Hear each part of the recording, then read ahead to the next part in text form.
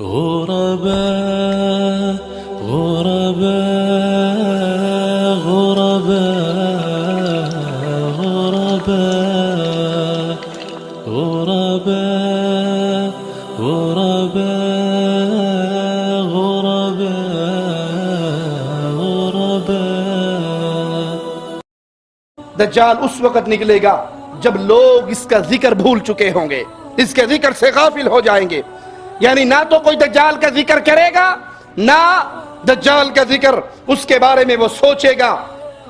اس وقت یہ دجال ظاہر ہوگا تو کرنا کیا چاہیے؟ شریعت کے علم سے اپنے آپ کو مسلح کریں، شریعت کا علم حاصل کریں. جس کے بعد شریعت کا علم ہوگا وہ دجال کی نشانیوں کو بھی یاد رکھے گا. اللہ تعالیٰ پر ایمان لائیے، ایمان میں توحید میں پختہ ہو، پھر علم شرعی حاصل کریں. یہ ہر فتنے کے مقابلے میں سب سے بہتر ہتھیار ہے. صحیح مسلم میں ہے، اللہ کے نبی صلی اللہ علیہ وسلم نے فرمایا دجال آئے گا، مدینے میں داخل ہونا چاہے گا، مدینہ اس کے لیے حرام ہو جائے گا. وہ مدینے سے باہر ایک زمین پہ قیام کرے گا، ایک شخص اس کے پاس آئے گا جو اس وقت کا بہترین انسان ہوگا، مواحد، اللہ کا ڈر، خالص اللہ سے ڈرنے والا، نہ کسی پیر سے، نہ بابے سے، نہ ساوی چنڈی سے، نہ کالے جھنڈے سے. اس کے دل میں ڈر ہوگا تو عرش پالے اللہ کا ہوگا. مواحد، اہل الحدیث، نبی کی حدیثوں کو ماننے والا، رب کے قرآن کو ماننے والا، پیروں فقیروں بابوں حضرتوں مردوں کا ڈر اپنے دل میں نہ رکھنے والا، وہ آئے گا، بہترین انسان ہوگا اس وقت کا. اور دجال کے پاس آئے گا، دجال اس سے کہے گا مجھ پہ ایمان لاتا ہے، مجھے رب مانتا ہے؟ وہ کہے گا میں گواہی دیتا ہوں تو وہ دجال ہے جس کے بارے میں ہمیں محمد کریم صلی اللہ علیہ وسلم کی احادیث میں نشانیاں ملی. تو کذاب ہے، تو دجال ہے، تو جھوٹا ہے، میں گواہی دیتا ہوں. دجال اپنے ساتھیوں سے کہے گا میں اس کو مار نہ دوں، اس کو قتل نہ کر دوں اور قتل کر کے پھر زندہ نہ کر دوں. اگر میں اسے قتل کر دوں اور پھر زندہ کر دوں تمہیں کوئی شک تو نہیں رہے گا میری ربوبیت پہ؟ ساتھ والے کہیں گے بابا جی اے ہو جوے تو پھر تو کمال ہی کمال ہے. پیر جی، شاہ جی، اگر یہ کر دو تو وارے نیارے سارے مرید آپ کی بیعت کر لیں گے، سارے آپ کے ساتھ مل جائیں گے. دجال اسے قتل کرے گا، اس کو 2 ٹکڑوں میں تقسیم کر دے گا، اس کے ٹکڑوں کے درمیان ٹہلے گا اور پھر اس کو زندہ کرے گا اور پوچھے گا سنا اب تیرا کیا پروگرام ہے؟ اب مجھے رب مانتا ہے؟ میں نے تجھے قتل کیا، 2 ٹکڑے کیے، پھر زندہ کیا. وہ ہنستا ہوا مسکراتا ہوا اطمینان سے اٹھے گا اور کہے گا اللہ کی قسم میرا یقین اور پکا ہو گیا، تو کذاب ہے، دجال ہے. دجال پھر اس کو قتل کرنے کے لیے آگے بڑھے گا لیکن پھر اس پہ حاوی نہیں ہو سکے گا اور دوبارہ اس کو قتل نہیں کر سکے گا. عاجز آ جائے گا، اس کو دونوں ہاتھ اور پاؤں سے پکڑے گا اور اپنی بھڑکتی ہوئی آگ کے اندر پھینک دے گا. وہ آگ حقیقت میں جنت ہوگی، آگ نہیں ہوگی. اللہ کے رسول صلی اللہ علیہ وسلم نے فرمایا یہ انسان اس وقت اعلیٰ ترین شہید ہوگا اللہ کے ہاں. اگر کبھی توحید پہ آزمایا جائے تو ڈٹ جائیے، پختہ ہو جائیے، جیسے اللہ کے نبی صلی اللہ علیہ وسلم نے اپنے صحابی کو تعلیم دی تھی لا تشرک باللہ، اللہ کے ساتھ کبھی شرک نہ کرنا. تجھے قتل کر دیا جائے، تجھے جلا دیا جائے، دونوں صورتیں قبول کر لینا، شرک پھر بھی نہ کرنا. ایک صحابی کو لے جایا گیا گرفتاری کے بعد، اسے کہا گیا نصرانی ہو جا، کہا نہیں منظور. قاضی حکومت لے لے، کہا نہیں منظور. کہا بیٹی کا نکاح تجھے دیتا ہوں، کہا نہیں منظور. کہا لے جاؤ اس کو جلا دو. جا رہے ہیں، تیل کے کڑاہے کی طرف جا رہے ہیں، آنکھوں سے آنسو گر رہے ہیں. بادشاہ کے غلام نصرانی کے واپس لے آتا یہ رونے لگ گیا. اس نے کہا میں نے نہیں کہا تھا کیوں اپنی جوانی کو برباد کرتا ہے؟ نصرانی ہو جا، حکومت بھی ملے گی، میری بیٹی کا خامند بھی بن جا، میرا داماد بھی بن جا.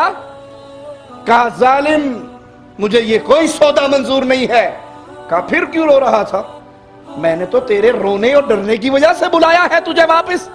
کہا تو نے میرے آنسوؤں کی قیمت کو نہیں سمجھا. میں اس لیے نہیں رویا کہ میری زندگی ختم ہو رہی ہے، میں مرنے کٹنے قربان ہونے جلنے جا رہا ہوں. ارے ظالم میں تو مقتل گاہ کی طرف جا رہا تھا، اپنے رب سے باتیں کر رہا تھا، اللہ اللہ تیری توحید پہ قربان ہونے کا وقت آیا، افسوس میری ایک جان ہے، کاش تو نے ہر بال کے بدلے مجھے جان دی ہوتی، میں ہر جان کو، ہر بال کے بدلے دی جانے والی جان کو تیری توحید پہ قربان کر دیتا۔ اس کو دجال اٹھائے گا اور آگ میں پھینک دے گا، وہ شہید ہوگا۔ اللہ کے نبی نے فرمایا افضل ترین شہید اللہ کے ہاں وہ نوجوان ہوگا۔ سیدنا حذیفہ کہتے ہیں میں نے اللہ کے نبی صلی اللہ علیہ وسلم سے، اللہ کے نبی صلی اللہ علیہ وسلم نے خروج دجال کے بارے میں اور امام مہدی کے اپنے ساتھیوں کے ہمراہ اس کے خلاف جہاد کی تیاری کے سلسلے میں آپ نے ارشاد فرمایا دجال مدینے کے قریب آ کر بیرونی علاقے پر قابض ہو جائے گا، مدینے والوں کو باہر نکلنے سے روک دے گا، پھر وہ بیت المقدس میں آئے گا، اس کے باعث شدید مشکلات میں مسلمان گرفتار ہو جائیں گے۔ تو مسلمان امراء مسلمانوں سے کہیں گے اٹھو، کس بات کا انتظار کر رہے ہو، اس خبیث سے، اس شیطان سے جنگ کرو، یا تو شہید ہو کر اپنے رب سے جا ملو یا پھر اللہ تمہیں فتح نصیب کرے گا۔ ابھی وہ یہ پلاننگ کر رہے، مشورہ کر رہے ہوں گے، جیسے ہی صبح ہوگی، صبح ہوتے ہی اللہ تعالیٰ عیسیٰ بن مریم علیہ السلام کو دنیا پہ بھیج دے گا۔ عیسیٰ علیہ السلام آ جائیں گے، جب دجال کا سامنا کریں، اگر دجال کا سامنا کرنا پڑے مسلمان کو تو شریعت اس کی تعلیم کیا دیتی ہے، اس وقت مسلمان کو کیا کرنا چاہیے۔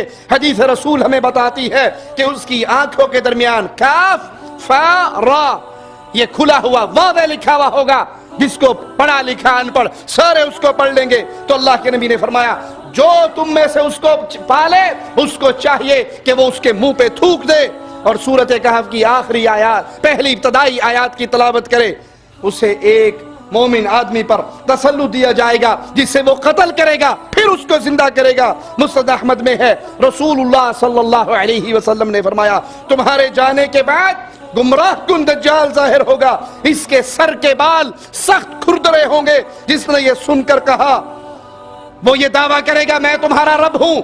اے مسلمانوں تم میں سے جس نے اس کا دعویٰ سنا اور پھر یہ کہا کہ اللہ ہمارا رب ہے، ہم نے اسی پر بھروسہ کیا ہے، ہم اسی کی طرف رجوع کرتے ہیں اور تجھ سے بچنے کے لیے ہم اللہ ہی کی پناہ مانگتے ہیں، یہ الفاظ کہنے والے پر شیطان قابض نہیں ہو سکے گا، پھر ایسے آدمی پر شیطان دجال مسلط نہیں ہوگا۔ جامع ترمذی میں ہے رسول کریم صلی اللہ علیہ وسلم نے فرمایا عیسیٰ بن مریم دجال کو پالیں گے، باب لد ایک ایسا مقام ہے فلسطین کا، وہاں پر جا کے اس کو لیں گے اور پھر اس سے مقابلہ ہوگا اور وہاں پر عیسیٰ علیہ السلام اس کو قتل کریں گے۔